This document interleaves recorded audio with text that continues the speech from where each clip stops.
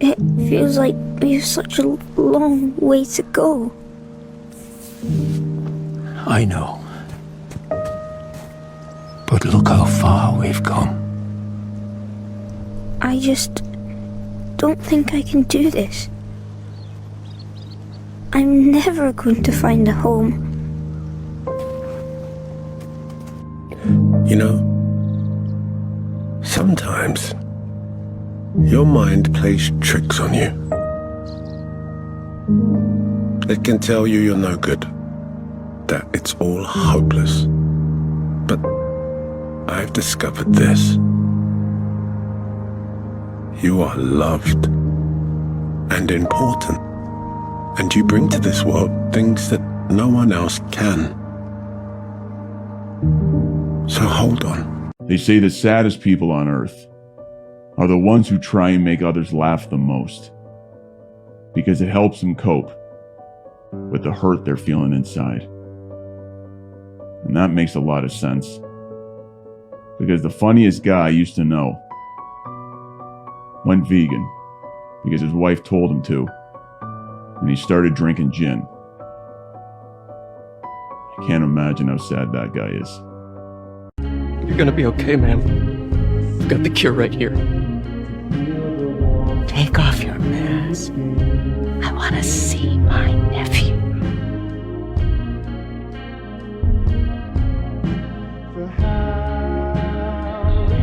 You knew?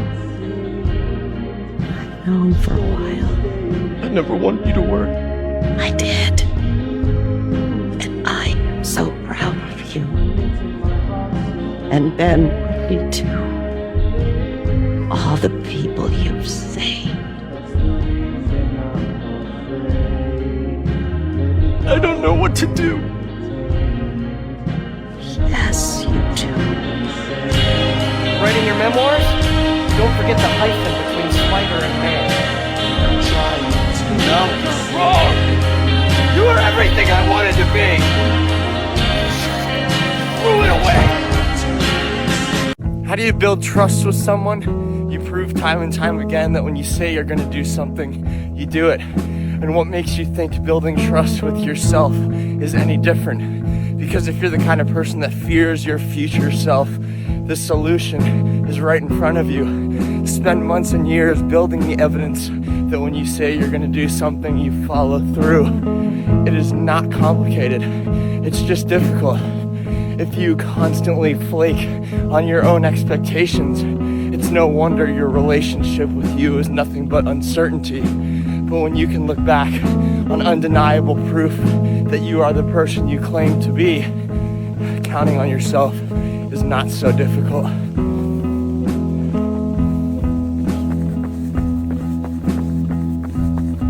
Yo bro, did you know that no amount of darkness can totally take away light, but a little bit of light can take away total darkness? Like if we just walked into this house and it was completely dark, just turning this one light on right here would make everything a little bit brighter. But if we walked in and every house and the light was on, turning one light off would not take away all the light in the house. What does this have to do with me?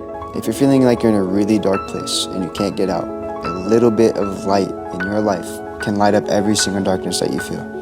But at the same time, if you are trying to be the darkness for someone else's light, you're not going to take it away from them. Because darkness cannot take away light, but light can take away darkness.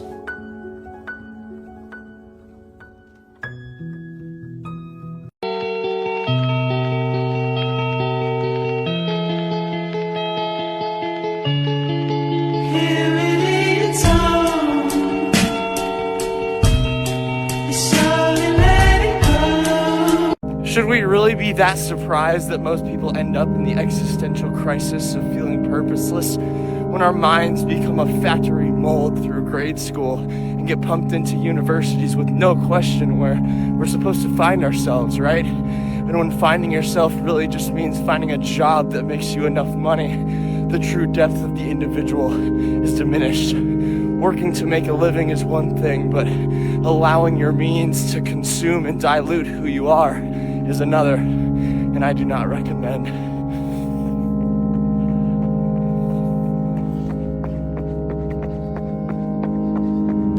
Bro, you see this? Bro, you okay? What are we doing, man? Bro, what do you mean? We're chilling. That's what I mean. We're not doing anything. We're just chilling. We have dreams and we're not making any moves. Bro, we've been grinding nonstop all week. It's okay to take some rest. But how can I rest if I'm not where I want to be? Bro, when you get to where you want to be, you won't even know it because you don't rest and reflect. Let me show you. Look at that. Do you see how beautiful this is?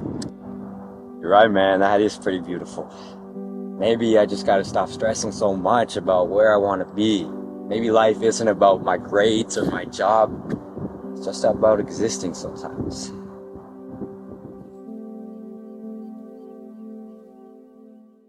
The two words in every suicide note is "I'm sorry." And that's the most fucked up thing in the world, is that people literally kill themselves and at the end they are saying that they are sorry. I lost my wife in 2015 to suicide. It took her 3 attempts that day and she finally ended up taking her life by asphyxiation. My dad committed suicide in 2017. And it's always "I'm sorry," because you feel like a burden, you feel broken, you feel damaged, you feel alone, you feel that nobody cares. You feel that you are the problem. You feel that no one's life is the way that it should be because you are a burden to them, that you are making their life miserable. And with you not here, guess what? Their life is going to be amazing. Their life is going to be so much better because any pain that they feel is your fault. You literally have it in your brain that everything in this world that is bad is your fault. And with you not here, it will get better. And that's the fucked up reality of depression, especially when it goes unchecked. That's what happens when we have all the trauma build up, everything build up in our head, and we start listening to this shit. We start to believe that we truly are the problem, and we don't realize that we're not asking for help. We're not reaching out for help. We are isolating ourselves.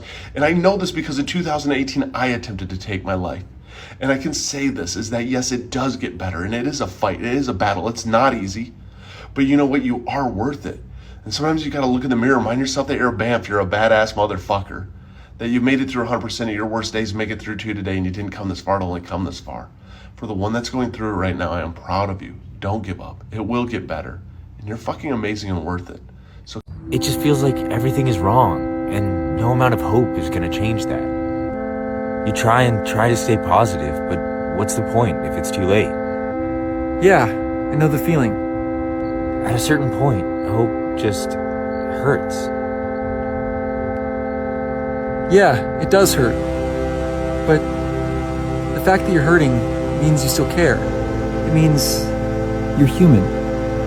And that's a good thing. As long as there's people out there who care, it isn't too late. And you're not alone. Yeah, I guess so.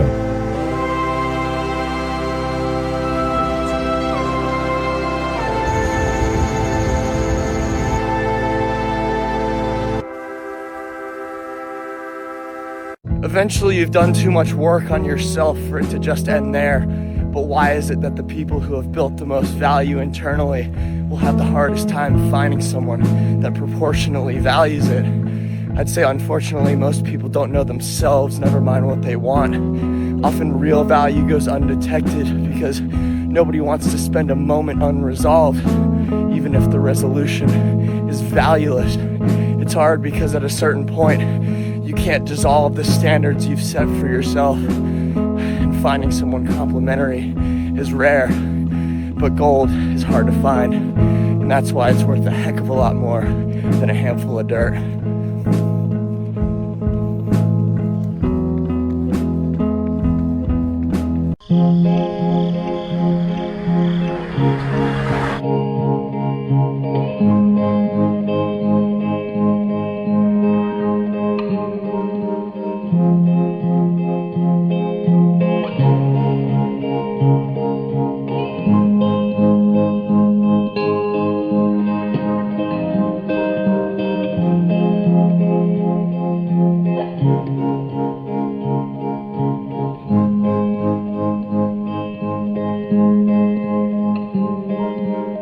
The pain is still there. You've done all the rationalizing and you understand why it happened, but why does it still hurt so much? And I guess that's the human part of being broken or abandoned. There are plenty of problems that can be fixed, but there are a lot of problems that provide no resolution. And those are the ones that become a part of you and your strength.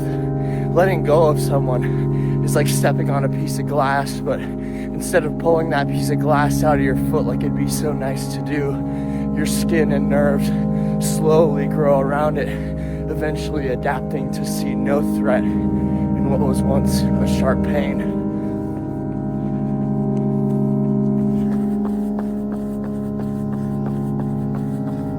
You know, he was my dad. I think every kid thinks like that about his dad.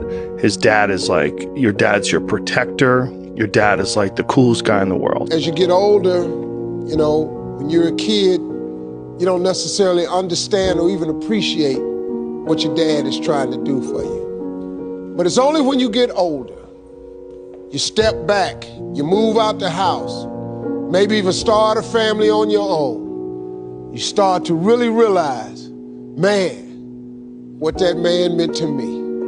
My dad, what he tried to teach me, all the lessons.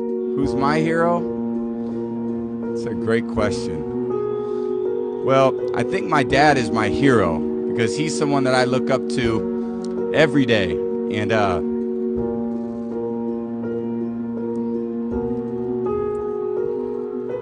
my dad. I hope you woke up today and somebody loved you.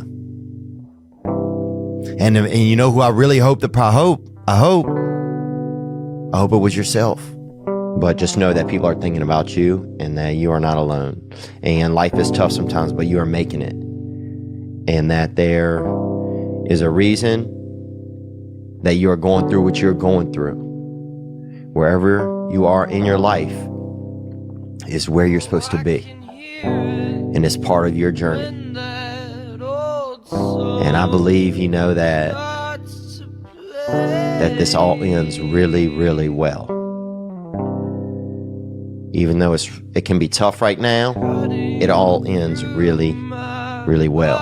And that could be that you see your loved ones on the other side, you know. But if you got a chance and you can still see them here, man, then you see them here. Let me read something to you real quick. It mean a lot to me. Man, I ain't trying to cry, but let me read something. It's been on my phone for 5. Break generational curses. Quit yelling at your kids before they go to bed and expect them to sleep well. Quit yelling at your kids in the morning right after they wake up before school and expect them to have a good day. You set the tone for your children. You set the tone for your voice. They will always remember in their heads. You become their inner voice. Don't be their inner critic.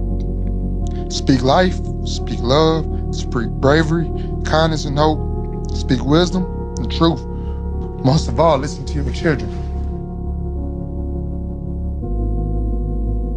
This world has gone soft because almost nobody has a deep-rooted problem that they just sit with. Another beer probably does the trick for the people that don't want to face what's actually going on with them. Another shallow relationship might be just enough to distract from the all-consuming insecurity. You know, I've had some real hard times, whether you believe it or not. I've felt lonely. I've felt purposeless. I've cried. I've hated the world. I've done it all. But I have never once forgotten what's going on with me. And I never will. It's rare to find understanding in that. Because if I'm gonna know for certain that someone won't abandon me, I better know that they've never abandoned themselves. And how many of us are really left?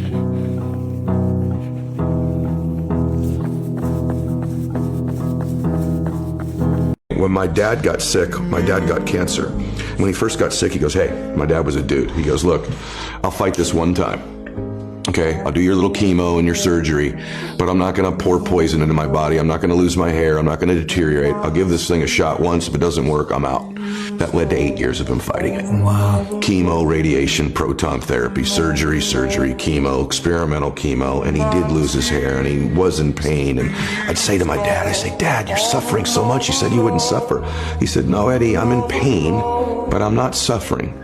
I choose not to suffer, and I'm not suffering because I get to see my grandkids again. And I said, Dad, why are you doing this? And he said, you only understand the power of one day when you're threatened with never having another one. And I'll do anything for one more day. Get to be with you one more time. Give your mom a kiss one more time. Maybe I'll see one of my granddaughters get married. He goes, I'll do anything for one more day. So how come you ran off into the bushes, man? I saw a light fall out the sky. I'm chasing it. Aren't we all chasing the light, mate? Looking everywhere to find it. Everywhere but within. A lot can happen in a year. A lot can happen in a day. Just now I could forget your name. And you, mine. Birthday parties. First impressions. Things we thought would feel a bit different. This year, we will be watering ourselves daily and no longer reading books just to finish them. We'll search for our gluten-free Jesus and our diet romances and our out-of-reach light switches. This year, we will mosey around like we are walking in an art gallery, because we are always walking in an art gallery.